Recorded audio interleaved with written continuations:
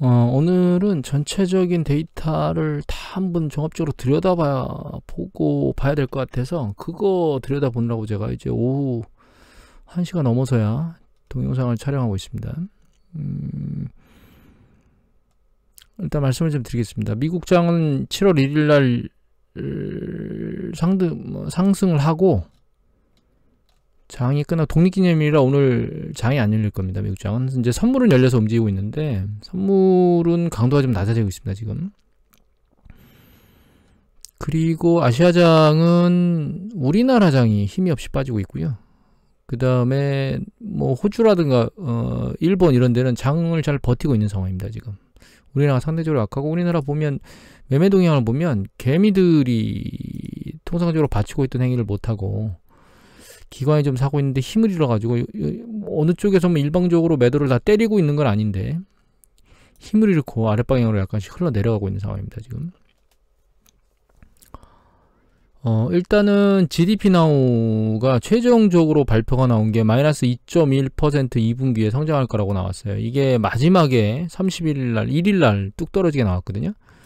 그 원인은 여기 보시면 2022년 6월 30일날 나온 이겁니다. 개인 소비 지출, 그러니까 개인 소득하고 지출 요 두 가지 지표가 나왔는데 이거 반영하면서 아래를 쑥 빠졌거든요.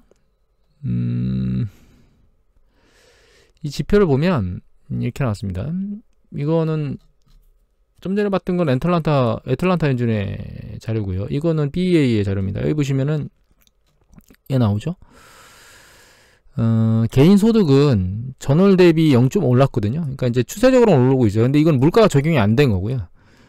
이 개인 소득 중에 가처분 소득, 중요한 몇 가지 요소들을 뺀 가처분 소득도 일단 늘어났는데, 이제 물가를 적용해 보면, 이게 물가 적용한 거거든요. 이 물가를 적용해 보면 0점을 줄었습니다.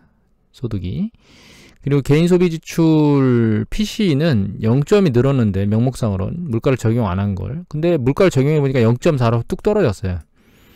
그러니까 전월보다 지출은 더 많이 했는데 거기에 물가 상승률을 반영해 봤더니 뚝 떨어졌다. 그만큼 지출을 못했다. 이렇게 물가를 뛰어넘지 못했다는 거죠. 지출 규모가. 그리고 이거 프라이스 인덱스는 PC로 산출하는 물가지수라고 생각하시면 됩니다. 그게 이제 명목 물가지수는 전년 동기 대비 0.6, 전월 대비 0.6 증가했는데, 음료, 그 변동성이 큰 음료하고 에너지 부분을 제외하고 나면 이게 지금 추가적으로는 지금 안 올라가고 1월 이후에 일단은 옆으로 횡보를 하고 있습니다. 이게 좀 내려와 줘야 되는데 내려와 주질 않고 있는 거죠. 그리고 이거는 전년 동기 대비 증감률인데, 전년 동기 대비 증감률은 정점을 치고 내려오고 있긴 합니다. 다만 이게 문제가 아니고 전월비 증감률이 좀 떨어져 줘야 되는데 그렇지는 못하고 있는 거죠. 그래서 이걸 좀 이렇게 보면 이게 PC거든요. PC인데, 그러니까 개인 소비 지출인데, 위에 있는 게 전체고 요거가 서비스 업종이에요. 요게 그 리테일 세일, 그러니까 그러니까 그 제품, 우리가 그 서비스 업종에 가서 지출하는 거 말고 눈으로 보이는 제품들을 구매하기 위해서 사용하는 지출이 큰 거거든요. 근데 그 이제 제품 구매 쪽은 좀 내려가고 있고 서비스 업종 지출은 좀 계속 패턴을 유지하고 있어서 그걸 합산해 봤더니 약간 추세가 약간 꺾이는, 이제 위에서 밑으로 좀 떨어지는 그런 패턴을 보이려고 하고 있는 상황이에요. 그러니까 아직까지 지출은 하고 있는데 제품 쪽을 구매하는 것보다 서비스 업종 구매하는 쪽에 집중이 더 돼 있고, 현금으로 실제로 더 많이 지출은 하고 있지만 물가를 반영해 보면 상대적으로 더 덜 지출하고 있다. 이렇게 이해를 하시면 됩니다. 그래서 이제 이거는 어드바이저 퍼스펙티브 나오는 PC 관련된 물가 지수거든요. 그래서 이거는 코어고 파란 게 이게 이제 전체단데, 코어는 이제 그 에너지하고 변동성이 큰 음료, 식음료, 이런 것들, 음식료 이런 것들을 제외했다고 보시면 됩니다. 이게 이제 정점을 치고 전년 동기 대비는 내려오고 있죠. 이건 CPI도 마찬가지입니다. 다만 CPI는 이제 코어는 내려오고 있는 걸로 보이는데, 코어를 제외한 전체를 놓고 보면 내려왔다 다시 반등했거든요. PC는 둘 다 내려오고 살짝 들리긴 들렸지만 강도가 약합니다. 그래서 이걸 이 형태로 보면 이거는 그 전체 달을 전년 동기 대비 증감률로 이게 전체 달을 전월 대비 증감률을 본 거거든요. 왜냐면 그 정점을 찍고 추세적으로 이제 내려가고 있느냐 강도를 보기 위해서 이거 보는 건데, 이 빨간색으로 보면 이 빨간색이 이거거든요. 코어입니다. 코어. 근원. PCE 근원 물가지수인데, 얘는 이게 일정 부분 정점을 찍고 추세적으로는 올라가지 않고 있는 걸로 보여요. 그런데 그냥 우리 CPI, PCE가 아니고 CPI는 요거거든요. 파란 거. 이 파란 건데 얘는 추세적으로 지금 정점을 찍었나 하고 물음표를 좀 찍을 만큼 움직이고 있습니다. 왜냐면 이게 찍고 내려왔다가 여기서 재차하고 내려와서 추세적으로 밑으로 내려오거나 옆으로 기는 게 아니고 약간 더 들렸거든요. 이쪽보다. 그래서 아직까지 물가와 관련된 것이 정점을 친 건가 라고 하는 물음표를 좀 찍을 수 있긴 합니다. 다만 이게 지금 다 전월을 보는 거잖아요. 그런데 이전에 봤던 건 전년 동기 대비를 놓고 보면 이렇게 올라가는 영역도 있고, PC 같은 경우는 이렇게 내려왔다 지금 올라가는 반등 영역이 있는데, 이게 굉장히 세차게 올라왔기 때문에 향후에 이 원자재 가격이나 이런 부분들이 일단은 일정 부분 상당히 많이 올랐던 게 월 단위로 많이 떨어졌고 주간 단위로도 떨어진 게 많아요. 이게 상당히 많이 오른 건 이거 지금 영국하고 유럽의 천연가스 가격입니다. 러시아가 천연가스 잠근다 그래서 아직까지 여기 세차게 올라가고 있는 거고, 이거는 뭐 금속 관련된, 그리고 구리 같은 경우에 이제 세차게 빠지고 있죠. 그리고 이거는 이제 농산물 같은 것들인데, 여기 보시면 월간 단위로 좀 많이 빠지고 있고, 오른 것보다는 빠지는 쪽이 더 훨씬 더 영향이 많아요. 그러니까 빨간색 계통의 영향이 많다는 얘기가 떨어지는 영향이 많다는 뜻이거든요. 이거는 산업용 제품들, 이 산업용 제품들도 보시면 월간 단위로 이렇게 쭉쭉쭉 떨어진 게 훨씬 더 많고, 주간 단위로도 올라간 것보다는 떨어진 영역 혹은 뭐 일정 수준 정도, 그냥 보합 정도가 많다, 이렇게 보면 됩니다. 이거는 육류, 뭐 계란 이런 것들이거든요. 근데 미국 보니까 미국 계란이 엄청나게 올랐습니다. 지금 여기 보시면 주간 단위로 23% 올랐고요. 연 단위로는 거의 2.5배 올랐습니다. 2.5배가 넘죠. 100%가 2배니까 이게 3.4배 오른 거죠. 굉장히 비싸진 거죠, 계란이. 여하튼 그래서 인플레이션 하면 이게 전체적으로 놓고 보면 일정 부분은 정점을 치고 내려오는 속도는 상당히 빠르진 않을 것 같고, 이런 느낌을 지금 받고는 있습니다. 그래서 지금 PCE 지출은 아직까지 더 지출은 하고 있는데, 물가를 적용해 보면 줄었다라고 보인다는 거죠. 소득은 아직도 잘 버티고 있는데 물가를 적용해 보면 아니야, 좀 줄은 거야. 물가 반영해 보면 이렇게 된 거예요. 그리고 물가 상승 압력률은 있는데 전년 동기 대비 증감률은 떨어지고 있지만 아직 전기 대비는 확연히 내려가고 있다라고 보이질 않고 있기 때문에, 이 소비자 물가 상승률이 급격히, PCE 물가 상승률이 급격히 전년 동기 대비가 밑으로 떨어질 것 같은 느낌은 아직까지는 안 보인다. 하지만 원자재 가격이 일단 미친듯이 올라갔던 것들이 그나마 좀 안정화되는 국면을 보이는 걸 보면, 일단은 좀 아랫방향으로 전년 동기 대비 증감률이, 소비자 물가 상승률이 점진적으로나마 내려오지 않을까라는 생각을 하고 있고요. 다만 이게 보시면 그 구리 가격이 굉장히 급속도로 하락했거든요. 이게 경기 수축에 대한 가장 민감한 그 원자재 지표인데, 금속 원자재 지표 중에서 여기 보시면 직전 저점도 뚫고 굉장히 세차게 지금 떨어지고 있습니다. 여기 보시면 여기를 뚫었죠. 여기 지지선이었거든요. 굉장히 빨리 떨어지고 있기 때문에 다른 쪽도 실제로 이렇게 급격한 하락의 조짐이 다른 원자재 가격에서도 보일 수 있다는 거죠. 그러면 물가 상승 압력이 상대적으로 낮아질 수도 있다. 속도가 더 빨리 내려올 수도 있다라고 하는 부분들은, 이게 그 상황이 발생하면 결과적으로 시장도 세차게 내려갈 수 있는 가능성이 열린다, 이렇게 봐야 됩니다, 사실은. 그리고 그냥 그 산업 전체로 놓고 보면, 좀 전에는 물가하고 개인 지출과 소득을 본 거잖아요. 산업 전체로 그 기업가 입장을 보면 PMI 지수가 있는데, 지금 현재 PMI 지수가, 이거 어드바이저 퍼스펙티브인데 53이 나왔거든요. 이게 이제 전월 56.1에서 3.1포인트 정도 떨어졌는데, 이거는 제조 PMI 지수입니다. 아직 서비스업은 발표가 안 됐고 요번 주에 발표가 됐거든요. 여기 보시면 여기 영역에 있는 거거든요. 근데 직전에 이 경기 수축이 됐던 포인트를 여기다 써놓은 거예요. 지금 수준에서 보다 위에 있는데 경기 수축이 됐던 시기는 68년도쯤, 그러니까 60년대 후반하고 그 다음에 1차 오일 쇼크가 있었던 때, 이때 두 번 이외에는 경기 수축 국면에 빠진 적이 없다, 이렇게 이해를 하시면 되고, 그리고 이게 서비스업 ISM 그 서비스업 제조업 지수인데 이게 이제 수요일 날 나오게 되어 있습니다. 아직은 강도가 상대적으로 일정 부분 수준에 있기 때문에 경제 전체로 놓고 보면 이게 과연 경제가 수축 국면에 있는 거야 라고 하는 물음표를 좀 찍어볼 만은 합니다. 근데 이게 왜 지금 GDP 성장률, GDP 경제, GDP 지출 있죠? 이거 애틀란타에서 만들어낸 이 GDP now 실질 성장률이 뚝 떨어졌는데, 이건 뒤에 다시 말씀을 드릴게요. PMI 지수나 이런 것들로 놓고 보면 기업가 입장에서 이게 지금 경기 수축 국면에 빠졌다라고 우리가 인지를 해야 되느냐, 그런 거는 아직까지는 아닌 것 같습니다. 그리고 이게 가동률하고 산업생산이거든요.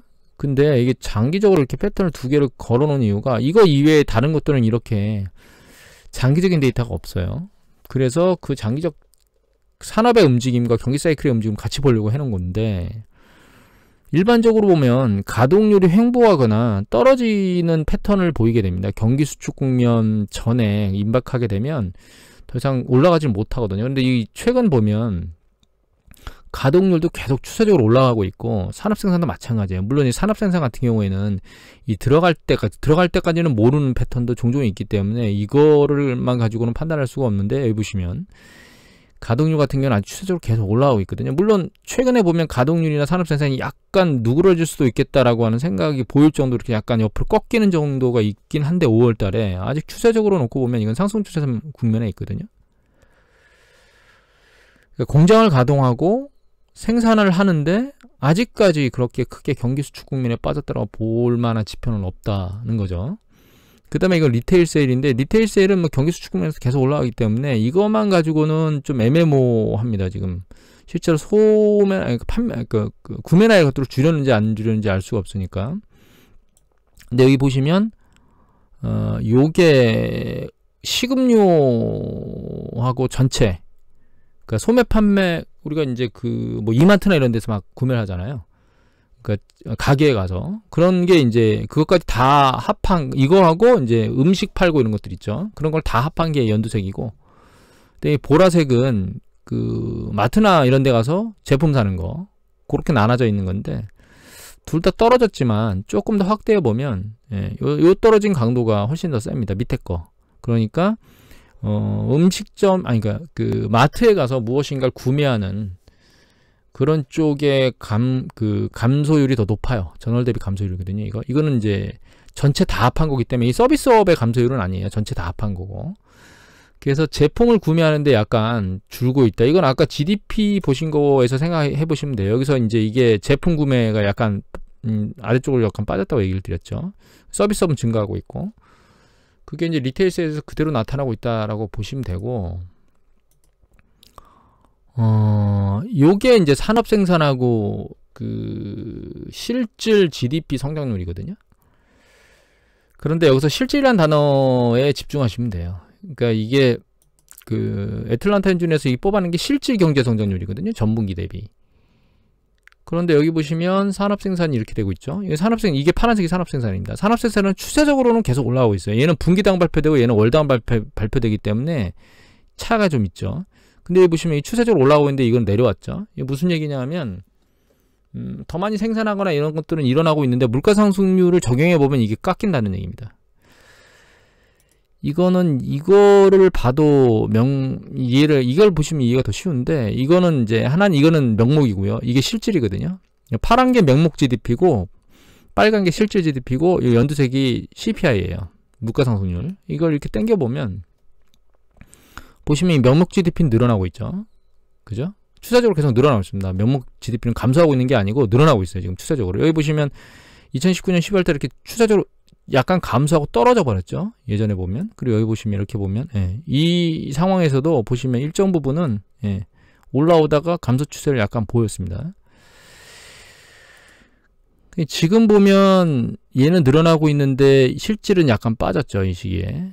그게 이제 물가 상승률이 세차니까 이 써댄 것들에 대해서 더 많이 써대긴 했지만 물가를 반영해보면 실질 성장은 없었다.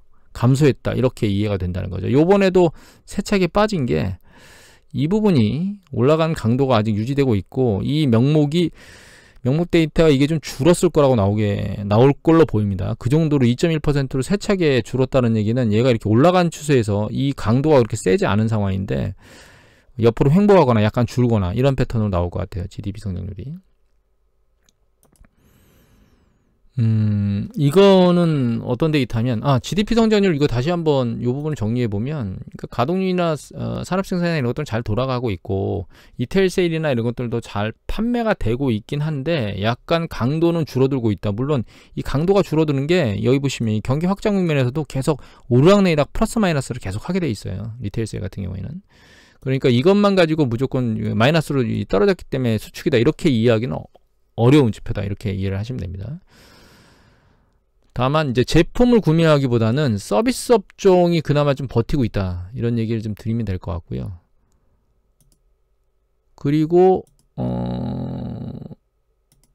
요거까지 맞죠? 이걸 보면 이게 지금 어떤 패턴 이건 왜 보여드렸냐면 여기 이제 지표 여러 가지가 들어가 있는데 이 두 가지는 하나는 나스닥이고 파란 거는 빨간 거 머셔지 있습니다. 여기 S&P 500 지수는 2012년도부터 밖에 안 나오기 때문에 장기 데이터를 보려면 이 두 가지를 봐야 되고 그리고 여기 밑에 있는 금리가 3개가 있는데 이게 계속 연속적으로 나오는 데이터 그러니까 우리가 일반적으로 알고 있는 연준의 기준금리는 여기 Effective Federal Funds Rate 요걸 보면 되는데 얘가 장기 데이터가 아니에요. 잘리거든요. 2000년대부터.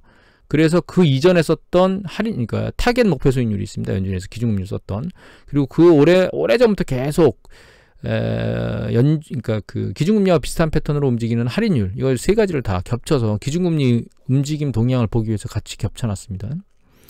근데 잘 보시면 기준금리가 여기 올라가죠. 올라간 뒤에 주가 올라갑니다. 여기도 쭉 내려왔다 기준금리가 올라가는 패턴으로 바뀌죠. 그 이후에 주가가 올라가죠. 여기도 마찬가지예요. 기준금리 올라가는 과정이 올라가잖아요. 여기도 마찬가지입니다. 기준금리 올라가는 과정이 올라가요. 여기도 마찬가지죠. 기준금리 올라가는 과정에 주가가 올라갑니다. 여기는 지금 기준금리 올라가는 과정에 주가가 떨어지고 있죠. 근데 이 시기가 언제 있었냐면 이때 있었습니다. 여기 보시면 70년대 초반에 기준금리 올라가면서 주가가 같이 떨어지고 있죠. 근데 이 부분을 우리가 한번 생각해 봐야 되는데 이런 현상이 왜 일어났느냐 여기 좀 확대해 볼까요?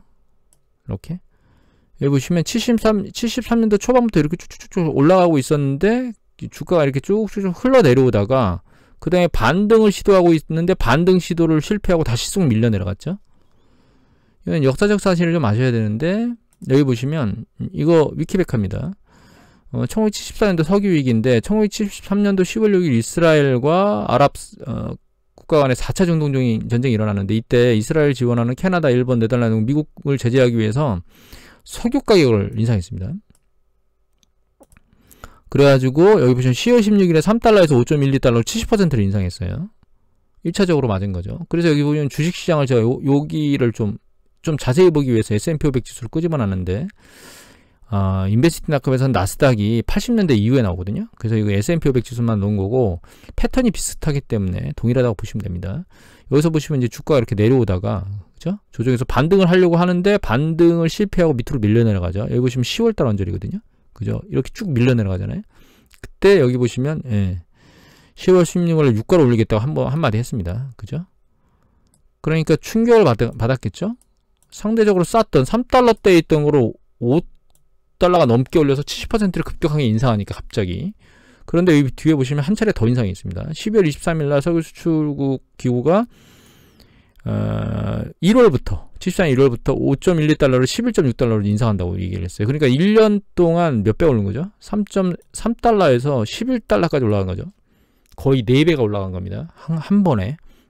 그러니까 10월 16일부터 1년이 뭐예요? 10월 16일부터 2달이 안 되는, 2달이 좀 넘는 시기에 유가가 4배가 오른 겁니다. 그래서 주식시장을 보면 여기서 한 차례 이렇게 들렸다가 꿀물꿀물 흘러내려가는 것 같더니, 여기 흘러내려가는 것 같더니 12월달 좀 발표된 12월달 이후에 지나고 나서 세차게 충격을 받고 아래로 건너박질 칩니다. 근데 제가 이 표를 왜 그려놨느냐, 이 표 그려놓은 거는 뒤에 말씀을 드릴게요. 일단은 그래서 일단 지금 패턴으로 놓고 보면 일반적인 패턴이었다면 출구 전략 이후에 경기 사이클 타고 주시장이 올라가야 되는데 그렇지 못하고 있는 패턴을 현재 보이고 있고, 그러면 출구 전략 이후에 세차게 내려간 이 시기하고 동일한 현상을 보이고 있는 거냐라고 하는 부분에서 과연 이게 똑같은가? 왜냐하면 지금 이미 유가가 많이 올라와 있는 상황에서 우리가 주가를 많이 조정을 받았는데 여기서 추가적으로 한 차례를 더 뭔가를 맞으면, 제가 말씀드렸잖아요. 트리거가 뭔가 한 차례 3개 터지면 그때 아래로 곤두박질 칠 것이다 라는 말씀을 드렸는데 아직까지는 트리거가 없다는 얘기를 드렸었죠. 그런데 그 트리거가 이제 이 여기시기 보면 존재한다는 걸 알 수 있어요. 그런 상황이 발생할 수 있을지 없을지 모니터링을 좀 계속 해야 되는 부분이 없지 않아 있고, 그 다음에 요새 시장이 조금 이상한 게, 여기 보시면 이게 전부 국채입니다. 국채인데 3개월부터 여기 3개월, 1년, 2년, 3년, 1년, 2년, 5년, 10년이에요. 그런데 경기 사이클 이렇게 보면 이게 그 IT 버블 때거든요. 추세적으로 쭉 전체 다 올라가다가 추세적으로 전체 다 떨어집니다. 그러면서 경기 수축 국면에 진입하거든요. 요게 글로벌 금융위 때문에 마찬가지예요. 잘 보시면. 잘 보시면 어떻게 되냐면 추세적으로 금리가 올라가기 때문에 따라 올라가요. 이렇게 쭉 전부 다. 근데 모입니다. 스프레드가 줄어요. 그랬다가 어느 순간에 전부 다 동반해서 밑으로 떨어지거든요. 위험 회피 현상이 장기에서 단기까지 모두 작동하는 거죠. 지금은 어떻게 되느냐, 일단은 단기 쪽에서는 작동은 안 하고 있습니다. 지금은 이렇게 보시면 3개월은 아직 추세적으로 내려가고 있다고 보기는 어렵고 1년부터는 추세적으로 내려가고 있는 거 아니야? 라고 생각은 해볼 수 있습니다. 다만 3개월 국채 수익률이 내려가지 않는다고 해서 약간 안심할 수 있는 상황은 아니에요. 왜냐하면 지금 기준금리가 상대적으로 덜 올라와 있기 때문에 얘가 지금 올라가는 추세를 계속 유지하고 있는 거거든요. 그래서 채권 시장도 이제는 심리적으로 상당히 위축되어 있는 패턴으로 가려고 하는 초입 국면에는 들어와 있는 거 맞다. 다만 추세적으로는 좀 더 지켜봐야 된다는 거죠. 이게 이 강도가 이 저점을 뚫고 다시 밑으로 내려가는지를 좀 지켜봐야 될 것 같고, 심리 상황은 굉장히 안 좋은 상황입니다. 그리고 요거는 트리플 C거든요. 트리플 C도 일반적으로 이게 기준금리입니다. 이거는 빨간 건 기준금리가 이렇게 추구절에서 올라갈 때 시장이 안정화됐던 게 살짝 이렇게 세차게 들린다거나 이런 패턴을 보이는 거는 여기도 마찬가지죠. 들리면서 올라와 있고 들린 다음에 더 추가적으로 올라갔죠. 그리고 세차게 올라오면 내려와야 되는데 지금은 이 올라가는 강도에 맞춰서 올라가고 있어요. 아직 그 인플레이션 압력이나 이런 것들을 우리가 감안해 보면 이 트리플 C 채권 수익률의 수익률은 높은 편이 아닙니다. 지금 아직은 낮은 상황이 있긴 하거든요. 그런데 얘가 지금 진정이 되지 않고 있다는 점에서 좀 상황을 좀 모니터링을 강화해야. 그래서 채권 수익률 입장에서 놓고 보면 시장이 약간 불안정한 상황을 띠고 있다. 이거는 뭐 주식시장도 마찬가지죠. 지금 현재. 그리고 세차게 떨어지고 있는 구리 가격도 마찬가지고. 그래서 시장이 상당히 위축되어 있는 상황에서 지금 현재 움직이고 있다. 이렇게 이해를 하시면 돼요. 그리고 이거는 미국의 그 항공 여객 처리 인원수거든요. 인원수인데 여기 보시면 처음으로 글로벌 금융위기 처음으로 그 이후 글로벌 금융위기 이후로 처음 그 2019년도 여행 계획을 넘어갔습니다. 처음 6월 30일하고 7월 1일하고 여기 두 날짜를 보면 넘었죠. 여기는 200만, 여기 240만, 그죠? 여기 210만, 여기 240만이죠. 넘었는데 요거는 일단은 넘었기 때문에 의미는 있습니다. 다만 이제 이걸 보면 이게 2019년 7월 4일 여기 또 독립기념일이거든요. 여기는 독립기념일이 주중에 있었어요. 요번에는 지금 주말하고 껴 있어가지고 이때부터 이제 연휴를 세차게 놀아서 이게 이제 일시적 증가 속도가 굉장히 빨랐던 것 같은 생각이 들긴 합니다. 여하튼 그래도 사람의 활동성은 상당히 높아졌다라고 하는 걸 우리가 피부로 느낄 수 있고, 이거는 우리나라 국내의 해외 방한 외래 관광객 숫자거든요. 과거에는 상당히 많은 숫자였습니다. 100만 단, 이게 상당히 많죠. 과거에는. 이걸 이렇게 숫자로 볼게요. 숫자로 보면 여기 2019년도 1월 달에 110만 정도 전체 인원들이 다 들어왔는데 지금 2010년도 지금 5월이죠. 5월. 여기 5월 보면 이게 5월이 언제냐면 이게 통계 데이터가 5월까지 나옵니다. 140만 정도 되는데 지금은 여기 보시면 17만 정도 되니까 상당히 적은 숫자입니다. 아직.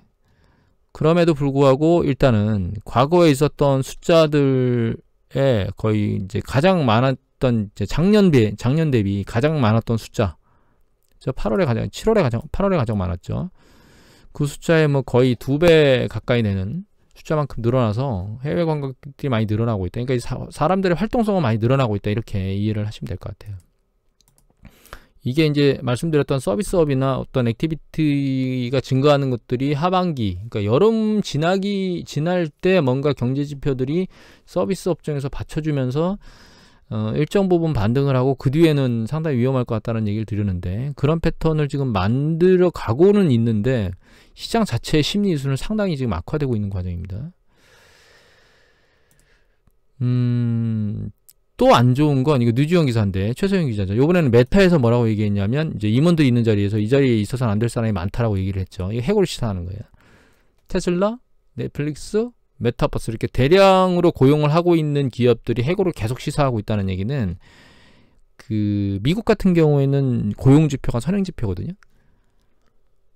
그렇기 때문에 이거는 긍정적인 시그널이 아닙니다. 현재 발생하고 있는 것들을 보면. 그리고 요거가 이거네요. 이거 항공객 여행객들이 굉장히 많은데, 이거 보시면 항공객이 엄청나게 북조돼서 여행객이 취소됐답니다. 이거 한번 들어가 보니까 탑승 수속을 하고 있다가 항공기가 취소돼 가지고 뭐 편도 한 200 몇십만 원을 내고 표를 구해야 되는 그런 상황이 얘가 나오더라고요. 그러니까 사람들이 활동성은 굉장히 높아진 게 맞아요, 현재. 다만 이제 말씀드렸던 이게 서로 편차가 벌어져 있는 거죠. 여유가 있는 사람과 그렇지 못한 사람, 할 수 있는 사람과 할 수 없는 사람이 모여 있는 거고, 그게 인플레이션 압력 때문에 점진적으로 약간 지출이 줄어들고 있긴 한데, 그러니까 늘어나는 강도가 줄어든다는 뜻입니다. 지금까지 여기 보시면 지출이 이거잖아요. 이게 지출이잖아요. 개인 지출. 근데 지출이 늘어나긴 늘어난다는 거예요. 현재 명목상으로 물가를 안정해 보면 늘어나긴 늘어나는데, 이걸 물가를 적용하면 줄어든다는 거죠. 그러니까 지금 당장 이 지표가 실제로 물가 상승률이 이렇게 급등해 있는 상황이 아니면 이렇게 최악의 지표가 나오진 않았을 거라는 거예요. 그러니까 지금 근본적인 원인은 이 물가 상승률이 높은 것 때문에 이 물가를 적용해서 산출을 해보면 지표들이 상당히 악화되어 있다는 거죠. 그런데 실제로 경기 수축 국면에 들어가게 되면 그거 이외에 산업활동이라든가 생산이라든가 가동들이 떨어지고 소매 판매나 이런 것들이 급격히 이제 아래로 빠질 수 있는 가능성이 열리는데, 아직까지는 그런 상황까지는 안 가 있다. 그러니까 산업활동이나 이런 것들이 경기 수축 국면을 계속 급격히 내려갈 것 같은 모습을 보이는 것 때문에 지표가 이렇게 최악으로 나오는 그런 부분이기보다는 물가가 너무 높아서 물가를 적용해 봤더니 최악으로 지금 상황이 표시되는 이런 형태의 느낌을 받고 있습니다, 저는. 그리고 국내 산업활동 동향을 보면요, 국내 같은 경우에는 5월 산업활동 동향은 긍정적으로 나오고 있습니다, 사실은. 뭐 여기 보면 이제 선행지수, 동행지수가 올라왔고 선행지수 살짝 들렸는데, 뭐 여러 가지, 여기 보면 전체 산업 자체로 놓고 보면 전월 대비도 증가했고 전년 동월 대비로도 증가했어요. 그러니까 우리가 모든 산업에서 놓고 보면 이게 전월 대비거든요. 전부 전월 대비인데 전월 대비 다 늘었죠, 5월달에. 요거만 빼고 공공행정이 정부입니다. 그리고 전년 동기 대비도 여기 보시면 직전월 4월달에 늘었던 것보다 훨씬 더 많은 수치로 늘었어요. 하물며 마이너스를 계속 보이던 건설업도 늘어났거든요. 그래서 그렇게 큰 문제가 있는 거는 아니고, 이제 밑으로 내려가면 제가 시간이 없어서 이걸 쭉쭉 다 설명을 못 드릴 것 같고, 제조업 출하로 가면 물건 끄집어내서 내보내는 출하로 놓고 보면 이 출하에 잠시만요. 여기 있네요. 광공업 그 출하 지수거든요. 여기 보면 출하가 늘어나고 있죠. 밑으로 내려갔다 툭 들려서 올라왔습니다, 이게. 전년 동기 대비. 그리고 보시면 광공업 출하인데 이거 물건 나간다는 거예요. 그러니까 공장에서 도소매로 물건이 나가는 거예요. 보시면 여기 전월 대비 증가했고 3개월 이동평균선이 머리를 들었습니다. 그러니까 생산이나 출하나 그렇게 제조업 쪽에서 그렇게 나쁜 쪽이 없다라고 하는 부분이거든요. 그리고 서비스업을 잠깐 보면 서비스업 보기 전에 이거 제조업 재고 출하 순환도거든요. 근데 이게 재고고 이게 출하인데 여기 보시면 여기서 일로 떨어졌어요. 이렇게 살짝. 그런 얘기는 뭐냐면 재고가 줄면서 출하도 약간 늘었다는 거예요. 그러니까 출하가 늘면서 재고도 준 거고요. 여기 보면 이거는 이제 반도체나 부품을 제외한 요걸 놓고 보면 여기서 이렇게 떨어졌거든요. 그러니까 그 직전에는 그 재고가 일정 부분 살짝 줄긴 했지만 출하가 줄면서 재고가 줄었는데 지금은 재고가 많이 줄었고 출하가 약간 늘어나면서 재고가 줄은 거예요. 그러니까 긍정적인 거죠. 외부로 좀 나가는 물량들이 늘어났다는 뜻인 겁니다. 다만 가동률을 보면 약간 가동률은 주춤한 패턴을 보이고 있어요. 제조업 가동률은. 그리고 서비스업을 보면 여기 그 서비스업은 전월 대비 1.1% 증가했는데 웬만한 거 다 늘었습니다. 보면 밑에 보면. 예. 이거 전년동월이거든요. 보시면 쭉 다 늘었고 수도화 수폐기분 처리 뭐 이런 쪽이 좀 안 좋아졌고 생산 지수도 좋아지고 전월비 이거 전년 동기 대비 좋아지고 여기 밑에 보면 전년 동기 대비 보면 여기 예술 스포츠 여가 밖으로 열심히 돌아다닌다는 거죠. 그 다음에 여기 숙박 음식점 열심히 돌아다닌다는 거죠. 그래서 결과적으로는 이제 서비스 업종이 상대적으로 잘 버티고 있다 이렇게 이해를 하시면 됩니다. 그런데 이런 상황이 다 좋은데 문제는 소비 동향 하나 더 볼까요? 소비 동향 소매 판매액 지수를 보면 여기 보면 전월비는 살짝 줄었어요. 하지만 여기 보시면 주는 강도가 세졌었거든요. 예, 세다가 조금씩 이제 여기 셌죠. 3월달에 그러다 조금씩 감소하고 있는 거예요. 지출을 늘리는 거죠. 전년 동기 대비 증감률도 감소하다 이제 늘어나고 있어요. 약간 살아나고 있다. 소비 패턴이. 그리고 이 확연하게 이제 구분이 되는 게 여기 밑에 보면 이것도 이제 약간 벌어져 있다는 게 눈에 보입니다. 편차가. 여기 보시면 백화점, 슈퍼마켓, 잡화점, 편의점 있잖아요. 보면 이 백화점이 이겁니다. 이거. 슈퍼마켓, 잡화점이 여기에요. 뭐 이마트나 이런 생필품 사러 가는 곳이 여기고 이게 백화점입니다. 그다음에 이게 편의점이고. 전년 동기 대비인데 여기 보시면 이마트나 이런 쪽이 상대적으로 미력한 움직임을 보이고 있죠. 근데 백화점은 잘 돌고 있어요. 근데 저기 잘 보시면 이 경기 수축 국면이 여기거든요. 경기 수축 국면 때 백화점 같은 대규모 지출을 안 해요. 상대적으로. 경기가 수축될 때. 근데 여기서는 얘가 잘 버티고 있죠. 그러니까 모든 심리가 다 위축되어 있는 건 아니다. 이렇게 이해를 하시면 될 것 같아요. 이 부분을 보면. 투자 동향도 일정 부분 뭐 괜찮긴 한데 기계 내수출하나 국내 기계 수출가 상대적으로는 좀 취약합니다. 그래서 전체적으로 놓고 보면 전년 동월비하고 여기 보면 이렇게 나오고 있거든요. 선행종합지수가 코스피 건설 수주액은 감소했으나 장단기 금리차, 경제 심리 지수 등이 증가해서 전월 대비 0.4 증가했다고 나오는데 이게 5월이잖아요. 그런데 6월 말에 발표되는 6월 경제 심리 지수가 급락했습니다. 문제가. 얘도 6월 30일 날 발표가 됐고요. 얘도 6월 30일 날 발표됐는데 이 지표는 여기 있는 선행종합주가 지수에 들어가 있는 이 경기종합지, 경제심리지수 요거는 이 5월달 걸 반영한 것 같습니다. 이 경제심리지수거든요. ESI가 얘가. 근데 6월달은 급락했어요. 그러니까 패턴이 5월달까지는 괜찮은데 6월달에 심리적으로 약간 위축되어 있는 것들을 놓고 보면 우리나라 경제 상황이 약간 좋지 않은 패턴을 움직이고 있는 느낌 같은 것들이 들고 있습니다. 사실 이 경제지표 좋게 나와야 되거든요. 경제심리지수가. 제조업도 그렇고 비제조업, 특히 비제조업 쪽에서는 좋게 나와야 되는데 보시면 갑자기 밑으로 뚝 떨어졌습니다. 이게 왜 떨어졌는지 지금 감이 안 오고 있습니다. 왜냐하면 정부 정책이나 이런 것들이 급격히 바뀐 게 없고 대선 이후에 신정부에서 정부 정책을 펴는 그런 어떤 여러 가지 이슈들이 여기에 영향을 미치고 있는 건지 아직은 제가 명확히 그림을 못 잡겠습니다. 이 부분은. 그리고 이 와중에 공공요금을 인상하겠다고 그랬거든요. 전기하고 가스. 이거를 꼭 지금 올려야 될까요? 이 난리를 치고 있는 통에? 이해를 좀 못하겠습니다. 저는 개인적으로는. 지금 올릴 게 아닌 것 같은데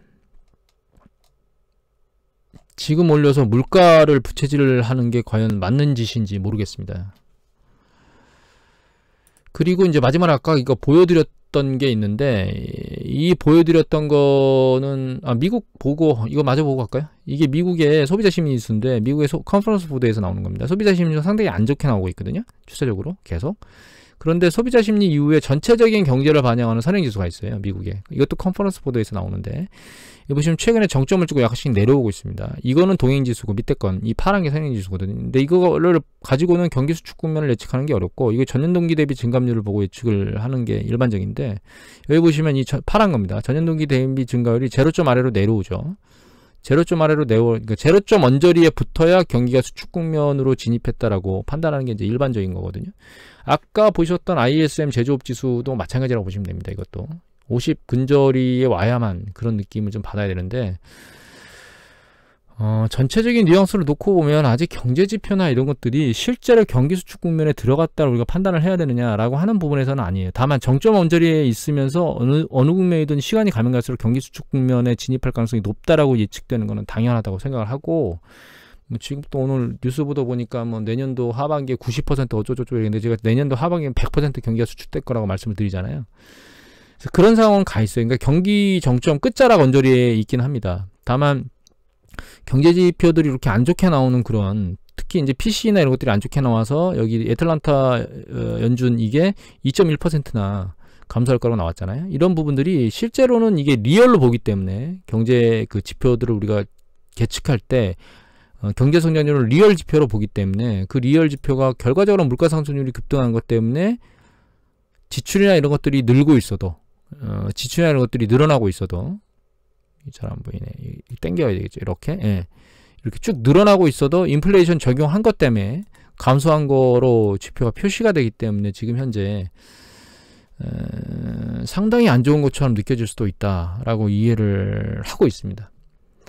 다만 시장이 그렇게 이해를 한다고 해서 나 혼자 이해를 해서 뭔가 문제가 해결되는 건 아니거든요. 결과적으로 투자 시장 안에 있는 사람들이 그것에 대해서 어떻게 반응하느냐가 결과적으로는 시장에 대해서 움직임을, 그러니까 그 가격의 움직임을 결정할 거기 때문에 일단은 상당히 민감하게 작업을 해야 되는 시기가 맞는 것 같고요. 반등을 할 때마다 포지션을 줄여야 되는 상황이다라는 생각을 하고 있습니다. 다만 너무 조급하게 생각을 해야 될까라는 생각을 하고 있어요. 왜냐하면 최근에 일정 부분 많이 내려온 이후에 일단 바닥에서 더 뚫릴지 말지를 지금 테스트를 하고 있긴 하거든요. 보시면 S&P 500 지수 직전 1개월, 이게 직전 6개월이거든요. 한번 내려왔다가 뚫렸는데, 뚫리고 나서 재차 뚫리고 이제 옆으로 횡보를 하고 있고, 최근 한 달간 놓고 보면 이렇게 움직이고 있습니다. 그리고 요게 나스닥이거든요. 옆으로 넘어가 버렸는데, 여하튼. 그래서 마지막으로 이제 이걸 제가 보려고 올려놓은 건데, 이게 1차 오쇼크 때 내려왔다가 세차게 더 내리꽂아서 하락한 S&P 500 지수가 48%, 거의 반토막 났죠. 그 다음에 여기가 올라가면서 몇 차례 흔들렸고, 요때가 이제 여기가 이걸 이 지표로 볼까요?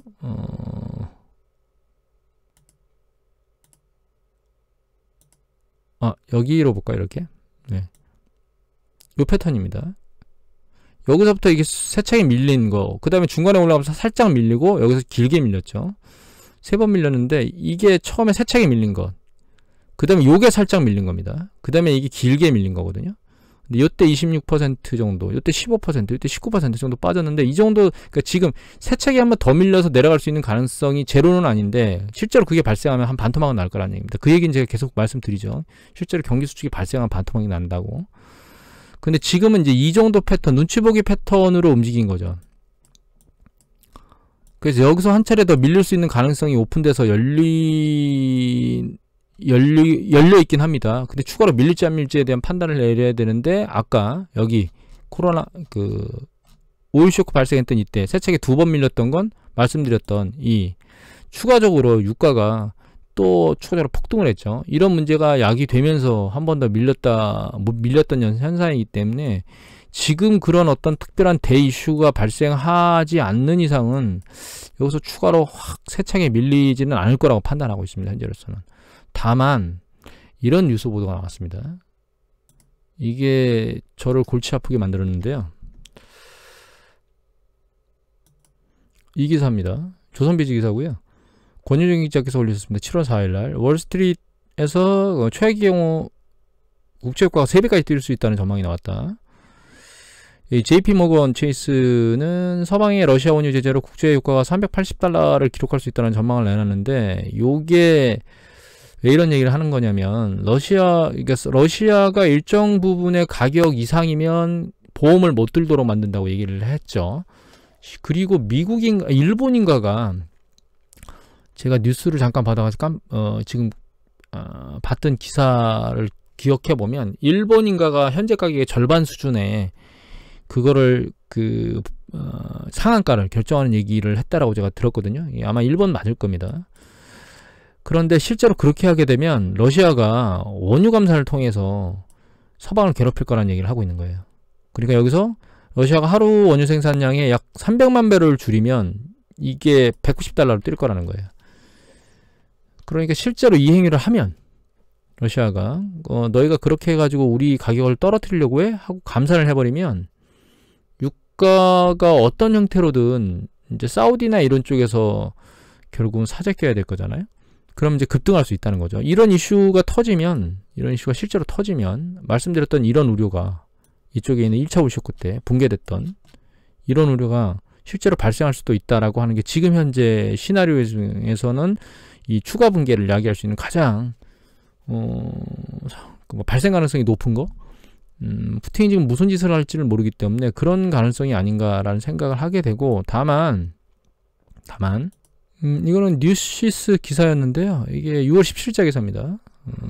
러시아 석유 차단 보험시장 퇴출 효과는 커, 이렇게 CNN이 발표를 하긴 했는데 밑에 보면 이런 얘기가 나옵니다.